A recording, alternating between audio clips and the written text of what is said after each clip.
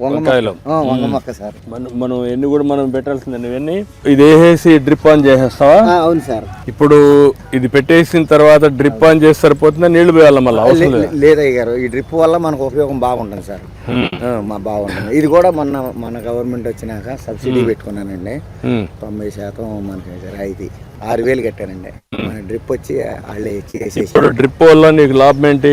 మనకి కలుపు తక్కువ వస్తుంది సార్. కలుపు తక్కువ వస్తుంది ఒకటి. రెండోది దిగుబడి బాగుంటుందండి. అంటే మొత్తం దిగుబడి పెరుగుతుంది.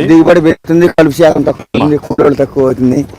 అలా సార్. ఇది టమాటా వేసుకున్నా సార్. టమాటా వేసావు? అవును. దీనికి గుడ్డు పెట్టావా? దీనికి పెట్టలేదు సార్, దాని వరకు పెట్టుకున్నా. ఎంత ఉంది మొత్తం భూమి? 20 సెంట్లు వేసుకున్నా సార్. 20 సెంట్లు వేసావు? అవును సార్.